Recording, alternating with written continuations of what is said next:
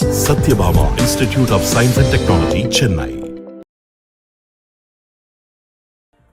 OMR சாலையில் நடை மேம்பாலத்தில் சிக்கிய லாரி 10 மணி நேர போராட்டத்திற்கு பிறகு மீட்கப்பட்டுள்ளது.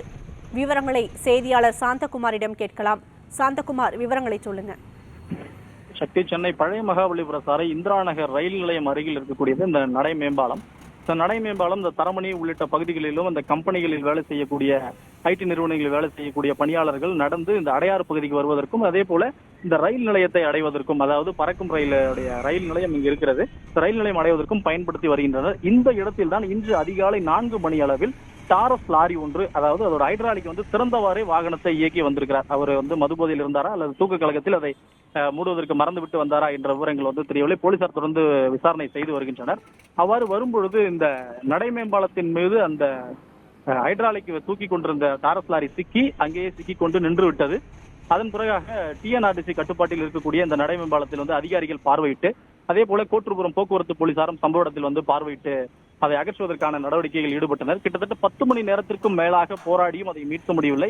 அதற்கடுத்ததாக வெல்டிங் மிஷின் கொண்டு லாரியின் ஒரு சில பகுதிகளை வெல்டிங் வைத்து துண்டித்து அகற்றி, அதன் பிறகாக 2 கிரேன் வாகனங்கள் மூலமாக இந்த கம்பியை போட்டு இழுத்து அங்கிருந்து அப்புறப்படுத்தியிருக்கிறார்கள். கிட்டத்தட்ட 11 மணி நேரத்திற்கும் மேலாக போராடி இந்த லாரியை தற்பொழுது மீட்டிருக்கிறார்கள்.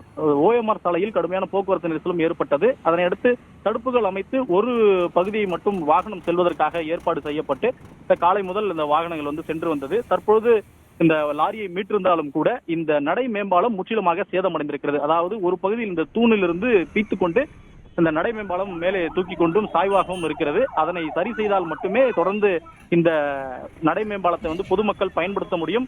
தற்போது பொதுமக்கள் பயன்படுத்துவதற்கு தடை விதிக்கப்பட்டு 4 புறங்களிலும், அதாவது அந்த தரமணி பகுதியிலிருந்து வரக்கூடிய நபர்கள் ஏறுவதற்காக 2 படிக்கட்டு முனையிலேயும், அதே போல எதிர் தரப்பிலும் தடுப்புகள் ஏற்படுத்தி இதை பயன்படுத்த வேண்டாம் என்று போலீசார் அறிவுறுத்தி இருக்கின்றனர்.